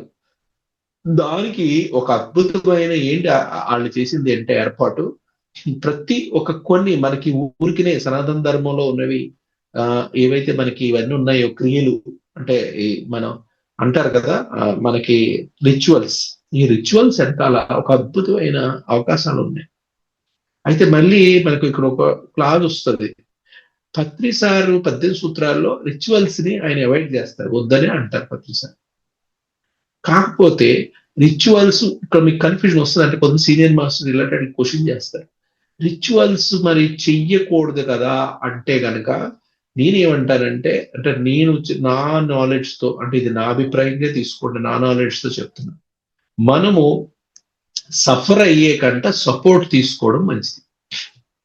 అంటే మనం అంటే మనం ఎక్కగలిగితే ఇప్పుడు ఇక్కడ నుంచి ఒక 2 మీటర్లు గెంతగలుగుతాం అన్నప్పుడు మంచిదే. మీకు ఆ శక్తి సామర్థ్యాన్ని మీరు సమకూర్చుకున్నప్పుడు డైరెక్ట్ గెంతచ్చు. గెంతి పైకి వెళ్ళినప్పుడు మెట్ల ద్వారా ఎక్కడం మంచిది, నిచ్చి వేసుకుని ఎక్కడం మంచిది, లేకపోతే కాళ్ళు ఇరుగుతాయి. ఎందుకంటే నాకు మొదటి పిరమిడ్ లో వచ్చినప్పుడు పాత మాస్టర్లో చాలా సాధకులు ఉండేవారు, మంచి సీరియస్ గా గంటలుగా రోజులు పడి నాకు ధ్యానం చేసే మాస్టర్లతో నాకు పరిచయం అయింది. నేను మొదటి సొసైటీకి వచ్చి బొంబాయిలో ఇన్ఛార్జ్ గా తీసుకున్నప్పుడు నేను బెంగళూరు ఎక్కువ వెళ్తుండేవాడు, కార్యక్రమాలు జరిగేవి అక్కడ. కావాలని ఎంతో మందిని నేను కలిసి వాళ్ళని తెలుసుకోలేదు. నేను సెంటర్ మంచిగా రన్ చేయాలంటే సీనియర్ల గురించి ఎన్నో విషయాలు తెలుసుకోవాలని కొంత మాస్టర్లు కలిస్తే ఒక మాస్టర్ లో ఒకసారి 2013లో ఆల్మోస్ట్ మీరు సురేష్ గారు ఎవరో మాస్టర్ గుర్తులేదు, ఆయన ఊరికి రోజులు ధ్యానం చేస్తారు. ఆయన ఏమన్నారంటే మనకి ఏమి ఎదిగిన కాళ్ళు చేతులు ఏం జరిగినా మనం అస్టల్ సర్జరీ అయిపోతుంది. ఆయన కొద్దిగా మోటివేషన్ చేయడానికి అనుకుంటాను నాకు కొద్దిగా ఎక్కువగా చెప్పారు. నాకు ఆ 2 నెలల తర్వాత ఒకసారి స్కూటర్ మీద వెళ్ళి నా చెయ్యి ఫ్రాక్చర్ అయింది, అంటే ఎయిర్ ఫ్రాక్చర్ అయిపోయింది ఈ కుడి భుజము. నేను అది జరిగింది సుమారుగా 3 గంటలు జరిగింది. నేను సెంటర్కి వచ్చేసాను. అక్కడ మనది ఒక పిరమిడ్ ఉంది. ఆ పిరమిడ్ లో కూర్చొని ధ్యానం చేయడం మొదలెట్టాను. బొంబాయిలో శీతాకాలం చాలా చలిగా ఉంటుంది. అయితే 4 అయింది, 5 అయింది. నొప్పి పెరుగుతూనే ఉంది. ఆ రోజు బాగా పీక్ శీతాకాలం అది. ఆ రాత్రి అయ్యేసరికి 5, 6 తర్వాత చలి ప్రారంభమైంది. 8 తర్వాత అది అంటే ఫ్రంట్ రూమ్ లో ఉంటది పిరమిడ్. విపరీతంగా నొప్పి, అంటే నాకు ఎలాగుందంటే ఆ నొప్పి లిటరల్ గా చెయ్యిని ఒక రంపం పెట్టి పరపరా పర కోస్తే ఆ బాధ అన్నా మనం తట్టుకుంటామేమో కానీ అంతకంటే లోపల పీకు నొప్పి ఇలాగెలా కొట్టుకుంటుండే. నేనేమో బలవంతం కళ్ళు మూసుకొని ధ్యానం చేయడానికి ట్రై చేస్తాను. ఇక్కడ రంపంతో కోస్తున్నట్టుంటే ఇక ధ్యానం ఏం చేస్తాం. నేను చెప్తే నమ్మరు, ప్రతి నిమిషాన్ని ఒక గంటలాగా అనుభవించాను. అయినా సరే ఎంత గంటలాగా మనం నిమిషం గంటలాగా అనిపించిన గంట నిమిషంలాగా దాని పని అదే నడుస్తుంటది కదా. పొద్దున వరకు నేను ఆ బాధని అనుభవిస్తూ గిలగిలా కొట్టుకున్నా.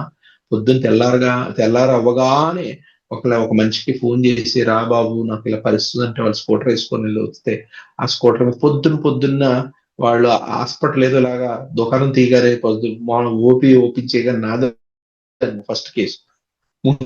వాళ్ళ దగ్గరికి వెళ్ళిపోయి కూర్చున్నాం. ఇంకా వాళ్ళు వచ్చారు. వచ్చి వెంటనే కట్టన్నీ వేశారు. అంటే మీరు మీకు నిజంగా అచీవ్ చేయనప్పుడు, ఆ కెపాసిటీలో లేనప్పుడు, మనం ఎప్పుడు కూడా గురువులు ఒకవేళ నాకు చెప్పిన అతను కూడా కొన్ని విషయాల్లో ఏమైనా అద్భుతాలు చేశారేమో, ఆయన ఎవరో గుర్తులేదు నాకు, చేసి ఉండొచ్చేమో కానీ నేను ఆయన స్థితిలో లేనప్పుడు అంత ఆయన యోగి అయి ఉండొచ్చు. ఆ యోగిని నేను కాపీ చేసి అదే నేను చేస్తాను అనుకుంటే అటు అప్పుడప్పుడు చిన్నది అయిపోయింది. ఇంకో పెద్దదైతే చెయ్యో అంటే మనకి ఏదైనా చెయ్యి తెగిందో అనుకుందాం. ఆ చెయ్య మనం దీన్ని సెట్ చేసుకోవచ్చు అంటే ప్రాణం కూడా పోవచ్చు. బ్లడ్ అంతా పోయి. కాబట్టి మనము కొన్ని అంటే నేనంటే సఫర్ అయ్యకంటే సపోర్ట్ తీసుకోవాలి. అంటే విచక్షణ వివేకం ఉండాలి. ఏదన్నా చెయ్యాలి అంటే దానికి మనకు తగ్గుతుంది. మనకు ఆ కెపాసిటీ ఉంది కన్ఫర్మ్ పక్కా అనుకున్నప్పుడు మనకు ఆల్రెడీ ముందే తెలుసుంటాయి కాబట్టి చిన్న చిట్కా మనం మన సాధన ద్వారా సాధించిన కొన్ని ప్రమాణాలను బట్టి మనం ఏమైనా రిస్క్ తీసుకొని స్టెప్ వేయచ్చేమో గానీ అలా కాకుండా ప్రతిదాన్ని మొండిగా మూర్ఖత్వంగా ఫేస్ చేస్తే ప్రాణాలే పోతాయి. కాబట్టి మాస్టర్స్ ఇక్కడ నేను చెప్పదలుచుకుంది ఏంటంటే మనము ప్రతిదాన్ని కాపీ చేయకూడదు వేరేల ద్వారా. అంచెలంచెలుగా ఎదగాలి. అంచెలంచెలుగా అంటే నేను ఇక్కడ కూడా ఏం చెప్తున్నానంటే మీకు నిజంగా మనం బుద్ధుడిది అనేది 4th డైమెన్షన్ అన్నది. మనం ఇంకా 3rd డైమెన్షన్ దాటలేదు. మన కాన్షియస్ గానీ బుద్ధుడికి 4th డైమెన్షన్ రియాలిటీ. అంటే 4th డైమెన్షన్ ఉన్న వాళ్ళకి బుద్ధుడి ఫిలాసఫీ కరెక్ట్ నా దృష్టిలో. అది అందుకే ఇప్పుడు అందరికి ఎందుకు అర్థం అవుతుందంటే బుద్ధుడు అసలు దేవుడు ఉన్నాడని కూడా చెప్పలా.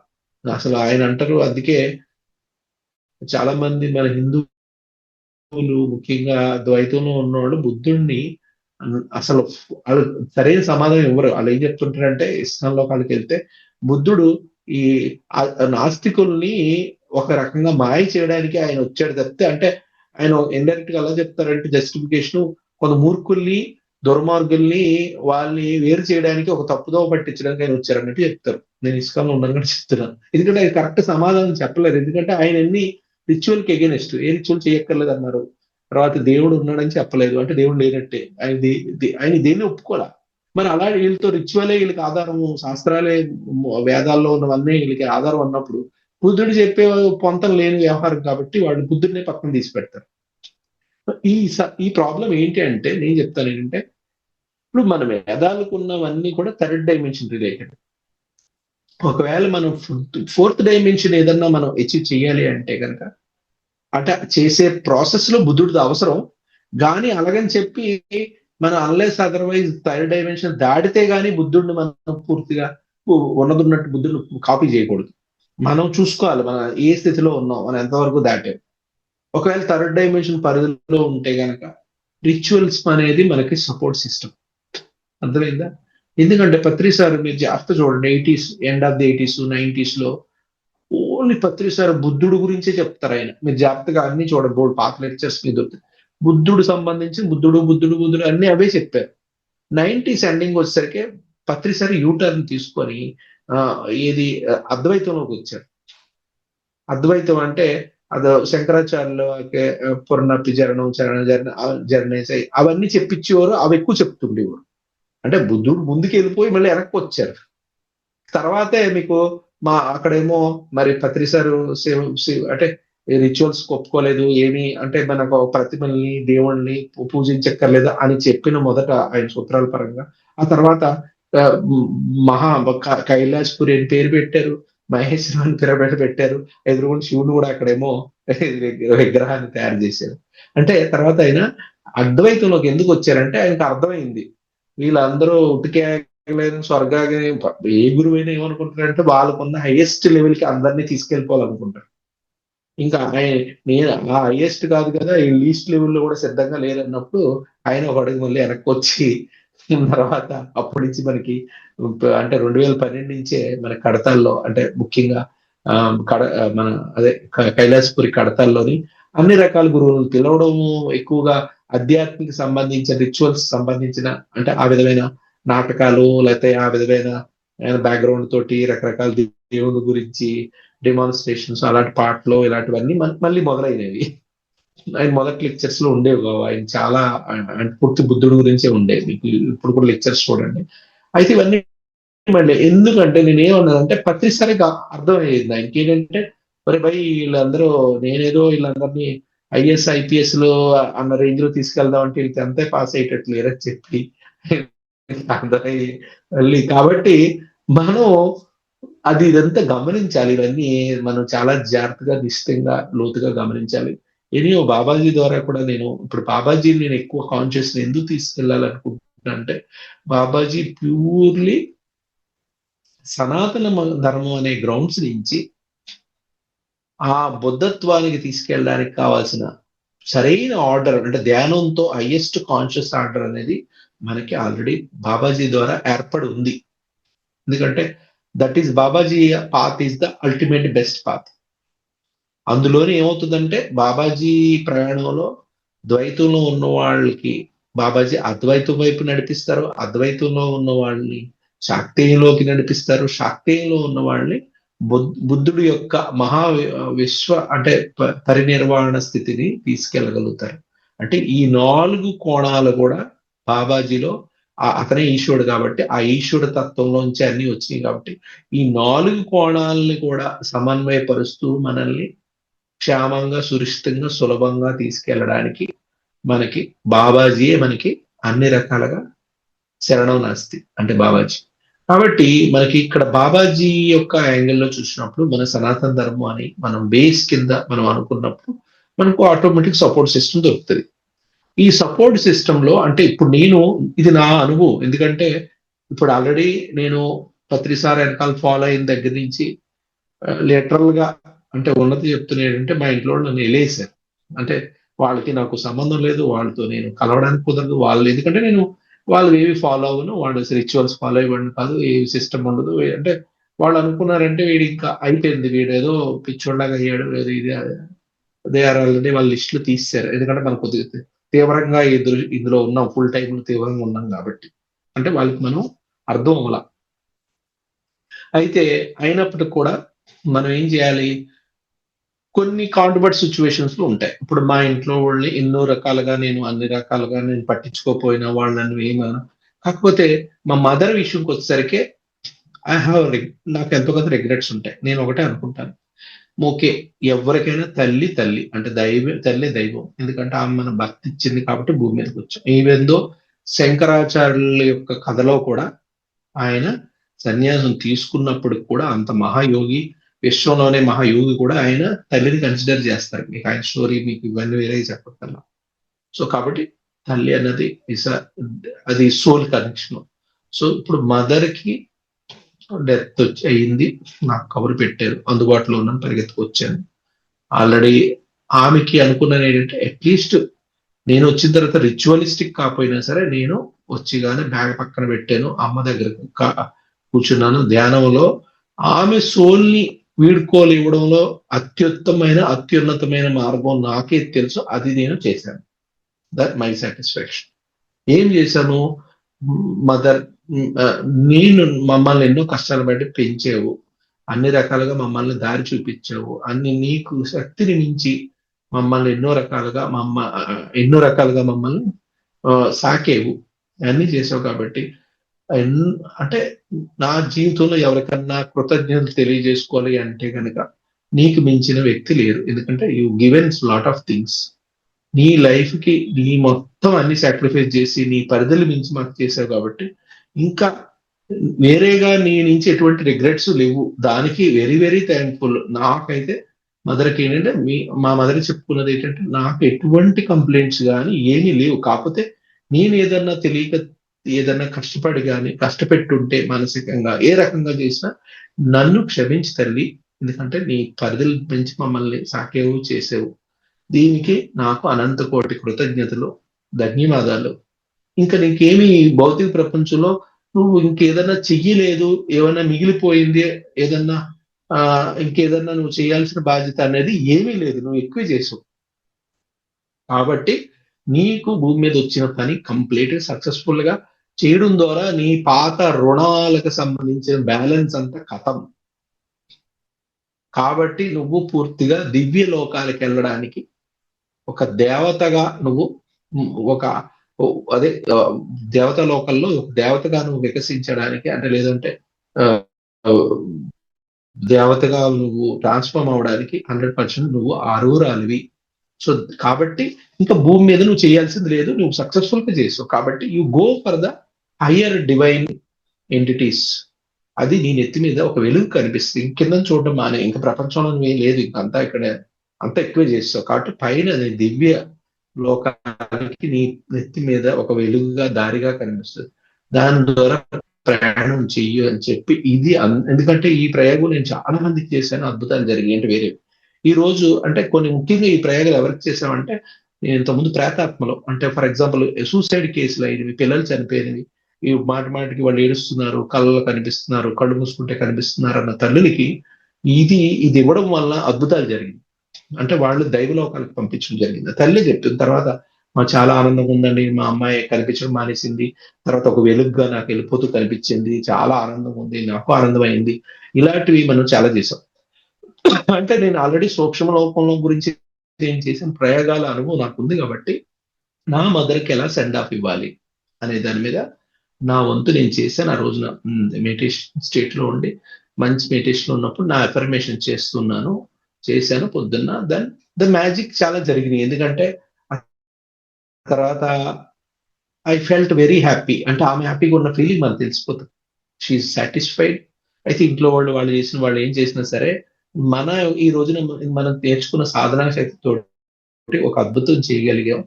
ఏం జరిగినాయి అంటే చాలా కోఇన్సిడెంట్స్ అవన్నీ పర్సనల్ గా చెప్పాలంటే ఫర్ ఎగ్జాంపుల్ మేము చాలా ఆమె హ్యాపీ అని నాకు ఫీలింగ్ కలుగుతుంది. నాకు ఎటువంటి రిగ్రెట్స్ కానీ బాధ కూడా అనిపించలేదు. చాలా ఆనందం అనిపించింది.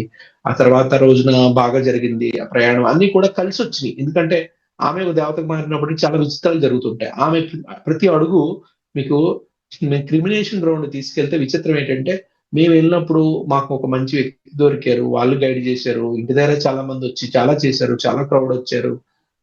మనం ఊహించిన విధంగా జరుగుతూ వచ్చినాయి అన్ని. మా రోడ్డు మీద వెళ్ళినప్పుడు ట్రాఫిక్ అనుకూలం అనిపించింది. అక్కడికి వెళ్ళినాక మార్నింగ్ మేము వెళ్ళాక మాకేం తెలియదు. మామూలుగా వెళ్ళాము. అక్కడ అన్ని చేసాం. క్రిమేషన్ అంతా చాలా గ్రాండ్ గా జరిగింది. అన్ని జరిగింది. ఆ తర్వాత ఏమో ఆమెకి అంటే ఫుడ్ అన్ని రకాల ఫుడ్ అన్ని ఏది ఇష్టమో అవన్నీ పెడతాము. అంటే అది సెకండ్ డే క్రిమినేషన్ జరిగేసింది. క్రిమినేషన్ రోజున కూడా ఏం జరిగిందంటే మేము బర్న్ చేసేసి అన్ని ఫ్రీ అయ్యి అక్కడ స్నానాలు చేసి ఇలాగ అడగా క్రిమినేషన్ గ్రౌండ్ లో సుమారుగా ఈ క్రిమేట్ చేసేవి ఒక 15 20 బెడ్లు ఉంటాయి. 20 బెడ్లలో ఫస్ట్ బెడ్ మేము ఏదైతే చేసామో అంత రిచువల్స్ అన్ని కరెక్ట్ చేసామో ఆమెకి అంటే డివోషనల్ గా ఆమెకి అన్ని చేసామో మేము అంటే ఇలా బయటకు వచ్చి కానీ ట్రాఫిక్ లాగా వచ్చేసి అన్ని క్రిమేషన్ అన్ని బుక్ అయిపోయినాయి. అన్ని బిజీ అయిపోయినాయి. మహా అయితే 10 ఉంటాయి 15 ఉంటాయేమో అనుకుంటాను. అన్ని బిజీ అయిపోయినాయి. క్రౌడ్ అయిపోయింది అక్కడ. అంటే మేము ఉన్నప్పుడే పీస్ఫుల్ గా అయిపోయింది. మా అన్నయ్య చెప్తున్నాడు. అంటే మా అన్నయ్య అక్కడ లాస్ట్ పూర్తిగా బర్న్ అయ్యే వరకు ఉండాలి. ఒక 2-3 అవర్స్ మేము వచ్చేసాం కదా. ఆయన తర్వాత చెప్తున్నాను మీరు వెళ్ళగానే ఫుల్ క్రౌడ్ అయిపోయింది. అసలు మనం ఆ క్రౌడ్ లో మనం ఏం చేయడానికి కూడా అవ్వదు. అలాగ అయిపోయింది ఆ ఏరియా అంతా. అంటే ఒకటి. తర్వాత రోజున మళ్ళీ ఆమెకి సంబంధించి ఏమి ఇష్టం అన్ని ఫుడ్ పెడతాం. ఇంటి దగ్గర పూజ చేస్తాం. అన్ని తీసుకెళ్లి అక్కడ క్రిమేషన్ గ్రౌండ్కి వెళ్తాం. ఆమె అస్థికులకి సేకరిస్తాము. అస్థికులన్నీ తీసి నేనే ఆమె కాలిన చోట ఆయన అన్నారు. ఒక ఆయన వచ్చారు. చేయి పెట్టి తడవండి కొన్ని దుమ్ములు అవి దొరుకుతాయి. నేనే ఏరియా అందులో అన్ని ఒక కొండలు వేసాం, స్థితులు తీసాం, అక్కడ కొంత పూజ చేసాం, అక్కడ అంతా అని ఆమెకు ఇష్టమైనవన్నీ ఆమె ఆ ఫుడ్ లోని కొంత భాగం తీసుకెళ్లి ఆ క్రిమినేషన్ గ్రౌండ్ చివరన ఒక చోట పెడతాం. అక్కడ వచ్చి ఆమె ఆత్మ రూపంలో ఉంది కాబట్టి ఆమె ఎమోషన్ ఉంటది. ఎప్పుడు హ్యూమన్ ఎమోషన్ మైండ్ పరంగా అప్లై అవుతుంది. అది నమ్ముతాను, నేను ఫీల్ కూడా అవుతాను. మా అమ్మ అక్కడే ఉంది. అయితే ఆమె ఏం చేస్తారంటే వాళ్ళు పెడితే ఆ తాపత్రయంతో మనుషుల్ని ఇన్ఫ్లుయెన్స్ చేయగలుగుతారు కాబట్టి పక్షులు వాటిని ఈజీగా ఇన్ఫ్లుయెన్స్ అవుతాయి. వాళ్ళు అనుకున్నప్పుడు ఆ పక్షి తినిపోతుంది, ఆ పక్షి ద్వారా తింటారు. ఇది మనం వేరేగా చెప్పక్కర్లేదు. ఎప్పుడు కూడా కాకులు తినవని కూడా ఆ రోజు ఆ వ్యక్తికి ఏది ఇష్టమో అవే తింటాయి. ఇవి కామన్ గా జరుగుతాయి. మీకు అది అనుభవం ఉందో లేదో. కాబట్టి ఆ రోజున ఆమెకి పెట్టిన ఫుడ్, రకరకాల ఐటమ్స్ అన్ని తీసుకెళ్ళి అన్ని కలిపి అక్కడ పెడితే, మా పెద్ద బ్రదర్ తో చేయించారు కాబట్టి ఆయన అక్కడ పెడితే చాలా సేపు ఎదురు చూస్తున్నారు. అక్కడ అంతా బ్యాచ్ బ్యాచ్ అంతా లేరు. నేను క్రిమినేట్ ఆ పూజ దగ్గర రిచువల్ దగ్గరే ఉన్నాను. ముందు ఆయనతో పాటు మనతో ముందు చాలా మంది బ్యాచ్ వెళ్ళారు. అక్కడ పెట్టేసి వచ్చేస్తారని నేను ఇక్కడ ఉన్నాను ఒక ఇద్దరు ముగ్గురుతోటి. సో అక్కడికి వెళ్ళాక వాళ్ళందరూ ఎదురు చూస్తున్నారు. అరగంట పైంది, అదే అయింది, అయినా అవ్వట్లేదు. నా పక్కన ఉన్న వ్యక్తి అనుండే మా రిలేటివ్ ఆయన, సార్ సురేష్ గారు మీరు వెళ్తే బాగుంటదేమో, మీరు కూడా పెట్టండి, ఎందుకు పెట్టకూడదు అంటే, ఆ వ్యక్తి నేను స్పిరిచువల్ అని ఆ వ్యక్తి బాగా తెలుసు. ఆ పక్క వ్యక్తే నాకు స్పిరిచువల్ కొద్దిగా కాంటాక్ట్ ఉంటాడు కాబట్టి ఆయన ఒక అభిమానంతో సరే పెట్టారు. ఇంకోసేపు ఎందుకులే వాళ్ళు చేస్తున్నారు, మనకి ఏముంది, వాళ్ళు ఏం చెప్తారో చేద్దాం అయినప్పుడు కూడా ఒక పావు గంట తర్వాత నాకు అనిపించింది, సరే అమ్మ తినట్లేదు, నేను పెట్టి చూద్దాం. సరే నేను సరే సతీష్ నేను తీసుకెళ్తాను అని చెప్పి నేను ఒక 2 తమలపాకులు నా ఫుడ్ కొంత పెట్టుకొని నేను వెళ్ళి అదే ప్లేస్కి వెళ్ళి ఇంకా ఎవరిని పట్టించుకోలేదు, నేను ఇవాళ పెట్టాలనుకుంటున్నాను కాబట్టి ఆ ముందుకు వెళ్ళిపోయి అక్కడ పెట్టాను. నేను ఇలాగ తిరగగానే అక్కడ ఉన్న వాళ్ళందరూ ఆశ్చర్యంగా ఇలాగా తలెత్తి చూస్తున్నారు. ఇదేంటి నా వైపు చూస్తున్నా, వెనక్కి చూసేసరికి కాకులు వచ్చినాయి. అప్పటి వరకు అరగంట 40 నిమిషాలుగా రాయింది, పెట్టిన వెంటనే వచ్చి ఒక కాకి పూర్తి ఎత్తుకొని వెళ్ళిపోయింది ఫుడ్ అంతా నోట్లో పెట్టుకొని. సో వాళ్ళందరూ అనుకున్నాం, దే రియలైజ్డ్. ఇప్పుడు మెడిటేటర్ పవర్ అర్థమైందా? మెడిటేటర్ ఎవరినైనా కమ్యూనికేట్ చేయగలుగుతారు. అంటే మనకి ఇక్కడ ఫస్ట్ విజ్ఞానం ఉండాలి. అంటే ఏంటి జరుగుతుంది ప్రాసెస్. అయితే ఇక్కడ ప్రాసెస్ నేను అంటే ఇందులో చొరవ తీసుకోవడంలో నా ఉద్దేశం ఏంటంటే, మనమంతా కూడా ప్రతి ఆత్మ కూడా ముఖ్యంగా భౌతికంగా, ప్రాపంచికంగా, కుటుంబ వ్యవస్థలో పూర్తిగా అంకితం అయిపోయి తాపత్రయపడుతూ రకరకాలుగా సేవలు చేసి అందరి గురించి తాపత్రయపడే ఏ వ్యక్తి అయినా సరే, ముఖ్యంగా తల్లిదండ్రులు పిల్లల గురించి చేస్తారు. ఆ వ్యక్తులు ఒక ఎమోషనల్ బాండింగ్ లో ఉంటారు. అది లోవర్ ఎమోషన్ అనుకుందాం. ఒక ఎమోషనల్ బాండింగ్ లో కంప్లీట్ గా ఉంటారు. వాళ్ళు బాడీ వెకేట్ చేసినా సరే ఆ ఎమోషన్ నుంచి బయటపడరు. ఆ బయటపడడానికి మీరు ఒక రైట్ రీజను కన్విన్స్ చేస్తే వాళ్ళు బయటపడతారు. ఆ రీజను కన్విన్స్ ఒకవేళ హై పాజిటివ్ ఉన్నప్పుడు వాళ్ళు పొందే తృప్తి ఆనందంతో వాళ్ళే ఒక దైవాత్మలుగా మారిపోతారు. చాలా చిన్న ట్రిక్ ఇది.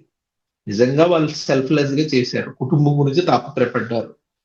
నిజానికి వాళ్ళు పెద్దగా స్పిరిచువల్ గా కూడా పెద్దగా ఇదేం కాదు. మా మదరు తనకి భక్తి ఉంది, అన్ని చేసుకుంటారు కాబట్టి she is much more concern about the family members. So అలాంటి వాళ్ళకి మనం సంతోష పెడితే గనక ఆ సంతోషం, అబ్బా నన్ను ఇంతగా తలుచుకుంటున్నారు, వీళ్ళు ఇంతగా కొలుస్తున్నారు, నన్ను నా గురించి ఇంతమంది తాపత్రయపడుతున్నారు, ద హ్యాపీనెస్, ఆ డివైన్ బ్లిస్ ఆమెకి ఏదైతే అనిపిస్తుందో పరిపూర్ణమైన తృప్తి, ఆ తృప్తితోటి ఆనందంతో వాళ్ళకి ఇంకేంటి ఉండదు. అంటే ఇంకా వాళ్ళకి నెగిటివ్ స్పిరిట్ గా అక్కడ దేవులాడడానికి ఎటువంటి నెగిటివిటీ, ఏ బాధ, ఎటువంటి సంకోచము, కన్ఫ్యూజను ఏమీ లేనప్పుడు, వాళ్ళు పరిపూర్ణ తృప్తి పొందినప్పుడు, ఆనందాన్ని పొందినప్పుడు వాళ్ళు ఒక డివైన్ స్పిరిట్ కింద మారిపోతారు. ఇక్కడ మీకు ఇవాళ పిక్చర్ లో ఉంటది, మీకు జనాలందరూ పిల్లలందరూ నిలబడ్డారు కదా, ఆ నిలబడిన ఫ్యామిలీకి సంబంధించిన ఒక యజమాని, ఒక ఆత్మ, ఆ ఫ్యామిలీ అందరికి, ఆ ఫ్యామిలీకి అదే పూర్ణాత్మ అనుకుందాం. ఆ ఆత్మ ఎవరైతే వాళ్ళందరినీ కాపాడి రక్షించి వాళ్ళందరి గురించి తాపత్రయపడి భౌతికంగా తాపత్రయపడిన ఆత్మ వెంటనే ఏమవుతుందంటే 2 ఆత్మలుగా స్ప్లిట్ అవుతుంది.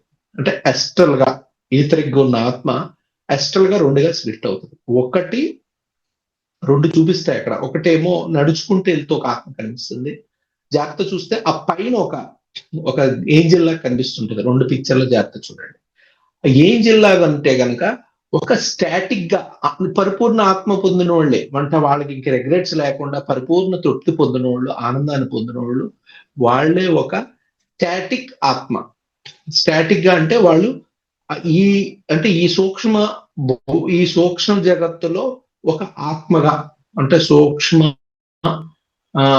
ఆత్మలు ఎప్పుడు సూక్ష్మంగా ఉంటూనే అంటే స్పిరిట్ అనేది ఎప్పుడు సూక్ష్మ జగత్తులో ఉంటది కాబట్టి సూక్ష్మ జగత్తులో ఉండే ఒక దివ్య ఆత్మగా మారిపోయి ఉండిపోతారు. సూక్ష్మ జగత్తులో ఉంటారు. ఇంకోటేమో వాళ్ళు అందులోంచే డైనమిక్ గా ముందు ముందు నెక్స్ట్ లైఫ్ కి ఫార్వర్డ్ అవుతారు. ఆ నెక్స్ట్ లైఫ్ ఫార్వర్డ్ అయిన వాళ్ళు అంటే అమ్మ చాలా మంది ఎప్పుడో చనిపోయిన వాళ్ళని ఫోటోలు పెట్టి పూజిస్తారు. కొంతమంది ఇంట్లో వాళ్ళకి ఆమె రకరకాలుగా కాపాడుతుంది అంటారు. రకరకాల కళల్లో కనిపిస్తుంది. నేను అలా విన్నాను బోలెడుమంది. అంటే ఒక తల్లి ఎంతకాలం అయినప్పుడు కూడా ఆ కుటుంబాన్ని మనవలతో సహా కాపాడుతూ ఉంటారు. అంటే పరిపూర్ణ తృప్తి పొందిన వాళ్ళు ఒక దివ్యాత్మగా మారిపోయి వాళ్ళ పూర్ణాత్మ నుంచి దివ్యాత్మ అవ్వగానే వాళ్ళ పూర్ణాత్మతోటి వాళ్ళకి కనెక్షన్ దొరుకుతది కాబట్టి ఆ పూర్ణాత్మ శక్తిని, ఆ ఈశ్వర శక్తిని తమ ద్వారా తమ జీవితంలో ఫిజికల్ జీవితంలో ఎవరితో అయితే అనుబంధం ఉందో వాళ్ళందరికీ కూడా ఆళ్ళు శక్తిని అందజేసి వాళ్ళందరిని కాపాడుతూ ఉంటారు. హెల్ప్ చేస్తారు. అలాగని వాళ్ళు అక్కడ ఉండిపోతారా అంటే అందరికీ తెలుసు. ప్రతి ఆత్మ మళ్ళీ లైఫ్ తీసుకుంటది. అంటే అందులో కోర్ ఏదైతే ఉందో ఆ కోర్ ఉన్నది అంటే నెగెటివ్ మీకు పాతట్లో నెగెటివ్‌లు, కాపీలు తెలుసు కదా! అంటే ఆ ఫోటోకి కాపీ ఉండిపోయింది. నెగెటివ్ మళ్ళీ మరో జన్మ కింద, మరో పేరు మీద, మరో వ్యక్తిగా, మరో చోట, మరో పరిస్థితుల్లో మళ్ళీ జన్మ తీసుకోవడం మొదలెడతారు. ఎప్పుడు కూడా నెగెటివ్ ఒకటే ఉంటది. ఆ నెగెటివ్ అలా ముందుకు నడుస్తుంటది. కానీ ప్రతి జన్మలో ఒక కాపీని వదిలిపెట్టి వెళ్ళిపోతది. ఆ కాపీయే మన ఫోటో. ఆ ఫోటో ద్వారా మనకి ఆ తత్వం నుంచి వాళ్ళ పూర్ణాత్మ నుంచి మనందరం కాపాడబడతాం. చూసారా ఈశ్వరుడు ఎంత అద్భుతమైన ఏర్పాటు చేశాడో. అంటే ప్రతి జీవితాల్లో కూడా ప్రతి ఆత్మ ద్వారా ఒక సపోర్ట్ సిస్టమ్ క్రియేట్ చేశాడు.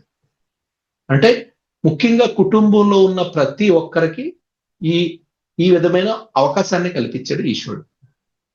ఇప్పుడు మీరు అడగొచ్చు సార్ మరి మీకు పిల్లలు ఎవరు లేరు కదా ఫ్యామిలీ లేదు మీ పరిస్థితి ఏంటని. అంటే ఈ జర్నీ అంటే ఎవరైతే ఫిజికల్ గా అటాచ్మెంట్ లో ఉంటారో ఆ అటాచ్మెంట్ లో లాక్ అయి ఉంటారో ఆ అటాచ్ ద్వారా ప్రయాణం చేస్తారో వాళ్ళకే వీడుకోలతో పని ఉంటుంది. మనకి అటాచ్ లేనప్పుడు వీడుకోలతో పని కూడా లేదు. అంటే ఇక్కడ ఎందుకు చెప్తున్నా అంటే ఈ క్లాసెస్ ప్రతిదానికి ఒక క్లాస్ ఉంటది. ఇప్పుడు నాకు ఏ అటాచ్మెంట్ లేదు. నేను అనుకుంటాను నాకైతే ఎప్పుడు కూడా బాబాజీ ఉంటారు. నేను 100% బాబాజీ చూసుకుంటారు. నేను ఎక్కడ ఎలా పోయినా ఆయనే చూసుకుంటారు. I blindly believe Babaji. So నాకు ఇంకెవరున్నారు ప్రపంచంలో ప్రపంచంలో బాబాజీ ఉన్నారు. పైనే బాబాజీ ఉన్నప్పుడు నాకు ఇంకా ఎమోషనల్ ఏం లేదు. నేను నేను ఎప్పుడు పోయి నేను మళ్ళీ ఎవరి గురించి చూస్తాను. ఇంకెవరో చూసుకోవడానికి నన్ను పట్టుకున్న వాళ్ళు ఎవరు లేనప్పుడు నేను ఎవరిని పట్టుకోవాల్సిన పని లేదు. కాబట్టి నేను కూడా స్టాటిక్ అంటే అంటే ఇక్కడ ఏమవుతుందంటే ప్రపంచంగా ఉన్నోళ్ళకి ఇది ప్రాబ్లం ఉంటది. ఒకవేళ వాళ్ళు సాటిస్ఫై అయ్యే విధంగా వీడ్కోలు జరగనప్పుడు డెఫినెట్ గా వాళ్ళు లాక్ అయిపోతారు. ఎమోషనల్ యొక్క ఆ బాధ ఫీ నాకు ఒక బాధ ఉంటది కదా! డిటాచ్ అయిపోయాను. నేను నా కుటుంబ సభ్యులతో లేను అనే ఆ కన్‌ఫ్యూజన్ దాంతో వాళ్ళు లాక్ అయిపోతారు. అప్పుడు అవి దివ్యాత్మలుగా మారవు. అవి. ఎందుకంటే అవి ప్రేతాత్మల కింద ఉండిపోతాయి కాబట్టి ప్రేతాత్మ దివ్యాత్మ అవ్వదు. ప్రేతాత్మే మళ్ళీ ఎప్పుడో ఒక టైంలో రిలీజ్ అవుతది. మరో లైఫ్ తీసుకుంటది కాబట్టి వాళ్ళు ఆ కుటుంబానికి కాపాడే రకంగా ఆళ్ళకి పూర్ణాత్మతో ఆ ఓవర్‌లాప్ లింక్ అనేది దొరకదు కాబట్టి ఇక్కడ 2 రకాలుగా నష్టం జరుగుతుంది. ఎవరికి? సరే డిపార్ట్ చేయనోళ్ళ వల్ల డిపార్ట్ అయినోళ్ళకి ప్రాబ్లమ్ అవుతుంది. ఎందుకంటే వీళ్ళకేమి లైఫ్ లైన్ అనేది క్రియేట్ అవ్వటం లేదు. సో, అంటే ఒకవేళ బాండేజెస్‌లో ఉన్నవాళ్ళు కూడా ఫ్యామిలీ పీపుల్‌కి కూడా ఈ సనాతన ధర్మం యొక్క ఈ ప్రాసెస్‌ని సైంటిఫిక్‌గా తెలుసుకుంటే గనక 2 వైపులా లాభం జరుగుతుంది. అర్థమైందా మాస్టర్స్?